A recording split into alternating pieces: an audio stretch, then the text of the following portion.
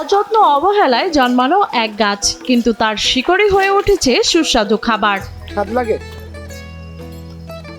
এটা মাল তাজা তো, এতে খাইতে স্বাদ ভালো, মিষ্টি মিষ্টি।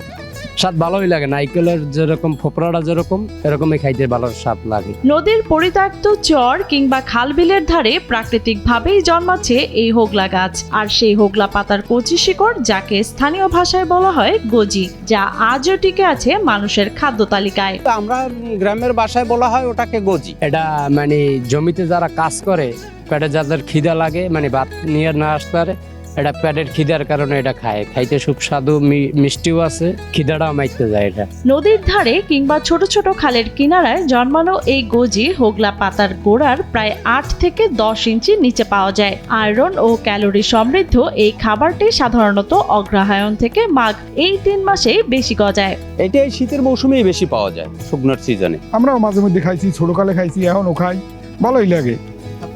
স্বাদটা ওই যে নারকেলের যে ভিতরে গজইলে যে ফোপরা হয়, ওই ফোপরার মতন লাগে, এই ভালোই লাগে, মিষ্টিও লাগে।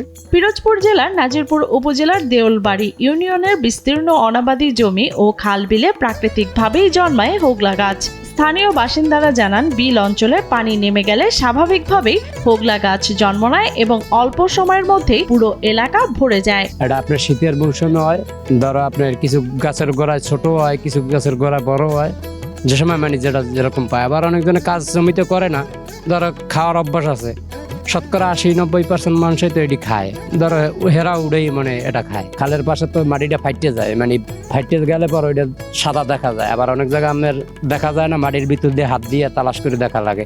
অনেক জায়গা থাকে, আবার অনেক জায়গা থাকেও না, পচে যায়। আর যেটা থাকে জায়গাতে আমরা তালাশ করে বাইর করি। একসময় হোগলা গাছকে আগাছা হিসাবে বিবেচনা করা হতো, তবে সময়ের সঙ্গে সঙ্গে এই গাছই হয়ে উঠেছে এলাকার মানুষের একটি গুরুত্বপূর্ণ আয়ের উৎস।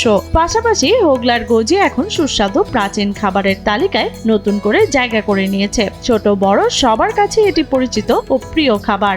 ওগুলোর গোড়ায় যখন হাত দেয়, হাত দিলে পর ও গজিটা পায়। গজিটা পাওয়ালে পর পেটের ক্ষুধা এবং পানির তৃষ্ণা লাগে, ওটা একটু পাঞ্চাও লাগে, এই ক্ষুধাটা তৃপ্তিটা মিটায়। আর এবং নারকেলের ফোপরার মতন লাগে, খুব ভালোই লাগে মনে হয়। এগুলা আমাদের এলাকার চাষিরা খায়। 5-6 উড়াই খাইছি আর বাচ্চাকেও দিছি, বাচ্চারাও খাইছে। আমি একলা খাইনি, বাচ্চাকেও দিয়েছি খাইতে।